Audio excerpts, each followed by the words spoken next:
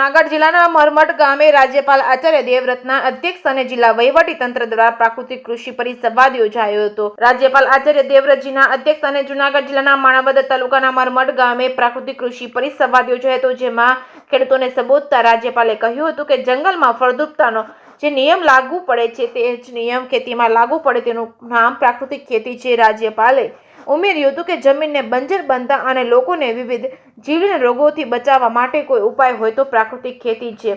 જૂનાગઢ જિલ્લા વહીવટીતંત્ર દ્વારા આયોજિત પ્રાકૃતિક કૃષિ પરિસંવાદમાં રાજ્યપાલ આચાર્ય દેવવ્રતજીએ ખેડૂતોને વિવિધ ઉદાહરણ દ્વારા પ્રાકૃતિક ખેતી વિશે સમજ આપી હતી।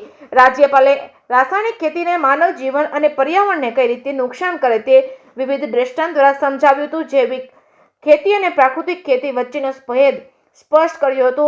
જૈવિક ખેતીથી ઉત્પાદન ઘટી શકે પણ પ્રાકૃતિક ખેતીથી ઉત્પાદન ઘટતું નથી અને ઉત્પાદન ખર્ચ પણ ઘટે છે, જેની વિગતવાર સમજ આપી હતી। જૈવિક ખેતીમાં ખૂબ વધારે ગોબર જોઈએ છે। ગોબર નાખવાથી ઉત્પન્ન થતો મિથેન ગેસ એ પર્યાવરણને નુકસાન કરતા કાર્બન ડાયોક્સાઇડ કરતાં પણ વધારે નુકસાનકારક છે। માત્ર એક ગાય હોય તો પણ પ્રાકૃતિક ખેતી આસાનીથી થાય છે તેની પણ સમજ આપી હતી। વધુમાં રાજ્યપાલે રસાયણોના આડેધડ ઉપયોગને લઈને જમીન બંજર બની જાય છે અને જમીનનું નીચેનું પડ સખત બને છે, જેના પરિણામે સામાન્ય વરસાદના સમયમાં પાણીનો ખેતરમાં ભરાવો થાય છે તેની સમજ પણ આપી હતી। રાજ્યપાલે મકર સંક્રાંતિના પવિત્ર તહેવારની સૌને શુભકામના પાઠવી પતંગોત્સવની ઉજવણી રહેલા મરમટ ગામના બાળકોને મળીને શુભકામના પાઠવી હતી। ડિજિટલ સુરક્ષા ક્ષેત્રે જાગૃતિ આવે માટે ડિજિટલ સુરક્ષાનો લોગો વાળી પતંગ ચગાવી ડિજિટલ સુરક્ષાનો સંદેશો આપ્યો। આ વેળાએ કલેક્ટર અનિલ કુમાર રાણાવસિયા અને ઇન્ચાર્જ એસપી ભગીરથ સિંહ જાડેજા પણ સહભાગી થયા હતા।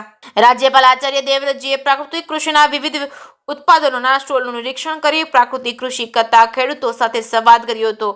જૂનાગઢ વહીવટીતંત્ર દ્વારા આયોજિત પ્રાકૃતિક કૃષિ પરિસંવાદમાં માણાવદરના ધારાસભ્ય અરવિંદભાઈ લાડાણી, કેશોદના ધારાસભ્ય દેવાભાઈ માલમ, માણાવદર તાલુકા પંચાયતના પ્રમુખ રમાબેન ઝાલાવાડિયા, જૂનાગઢ જિલ્લા કલેક્ટર અનિલ રાણાવસિયા, જિલ્લા વિકાસ અધિકારી નીતિન સાગવાન તેમજ ઇન્ચાર્જ પોલીસ અધિક્ષક ભગીરથસિંહ જાડેજા, મરમટ ગામના સરપંચ પરબતભાઈ વરુ સહિતના અધિકારીઓ, ખેડૂતો, ગ્રામજનો મોટી સંખ્યામાં ઉપસ્થિત રહ્યા હતા।